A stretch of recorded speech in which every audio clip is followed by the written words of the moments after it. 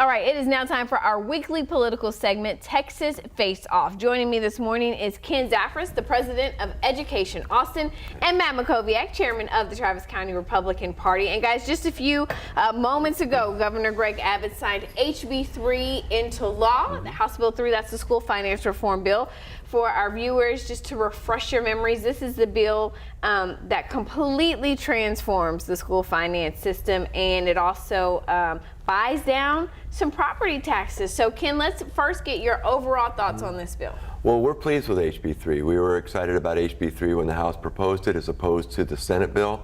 And so what we like about it is it actually addressed school finance, the structure of school finance, per pupil funding, recapture, pre-K, the things that we valued. Now, the other end of it is we want to have a consistent funding stream, and that's for the next legislative session.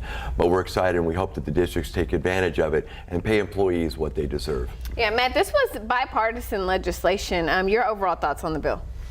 Yeah, I mean, look, school finance and property tax reform were the two key issues of this legislative session. They were connected, and I think both the House and Senate recognize they're connected. I think that fundamental fact wasn't in place 2 years ago. The House wanted to do school finance, the Senate wanted to do property tax. Both sides knew, realize you can't do one without the other, and I think that's a big part of why this got done. You know, you brought up the important point of buying down property tax. That's right, because, you know, the level of funding for school districts affects the property tax rate that the counties and the school districts are setting.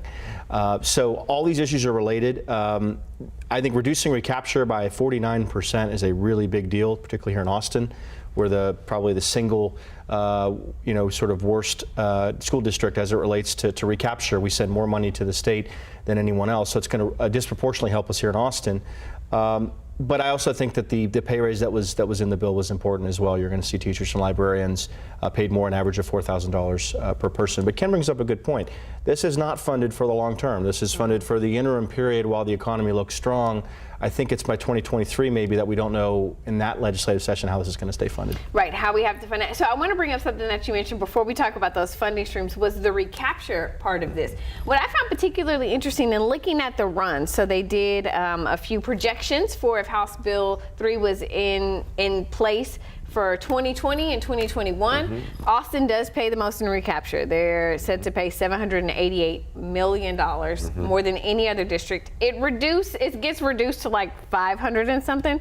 But Houston, which comes in at number 2, goes from 300 million to nothing. Is that fair for Austin? Well, I think I think Austin has done its job in helping to fund public education throughout Texas over the last 2 decades. But Houston's a different situation.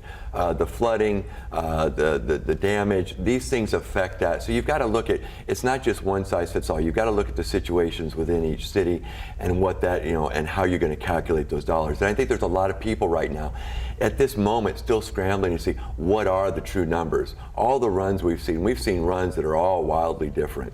I think it'll take a few months for us to truly understand what each district is receiving.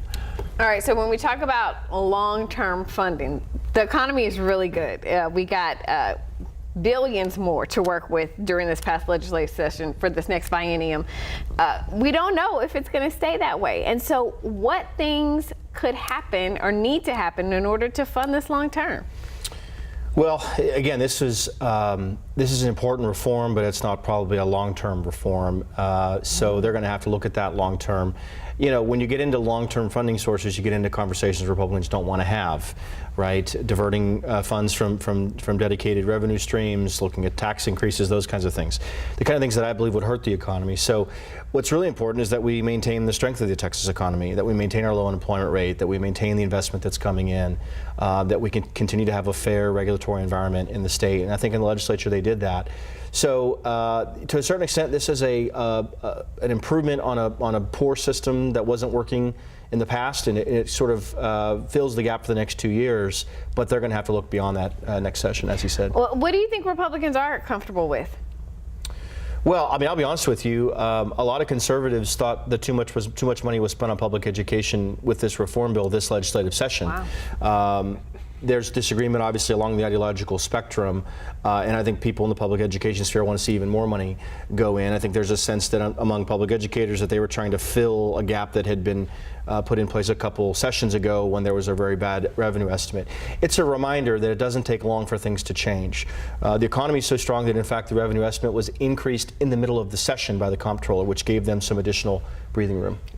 Yeah, Ken, I mean, you laughed at that because, right, the funding is back, but the funding is still just slightly more than what it used to be before recession hit. Right, and we'll see Recapture continue to increase over the coming years. It's down now.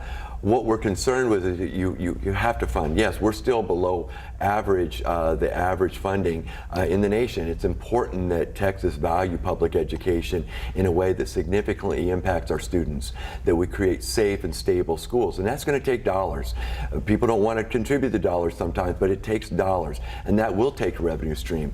We're very concerned that the next session that we don't just rely on sales tax. We want to see that there's a significant funding stream that's stable and that isn't a regressive sales tax. But I think that we understand that our Travis County delegation and the legislators I've talked to are committed to finding that in 2 years, which will be paramount for our children's success. All right, well, big changes set to come. We thank you both for joining us this morning. And of course, if you want to watch this again, it'll be uploaded on KVUE.com right after the newscast. We'll be right back.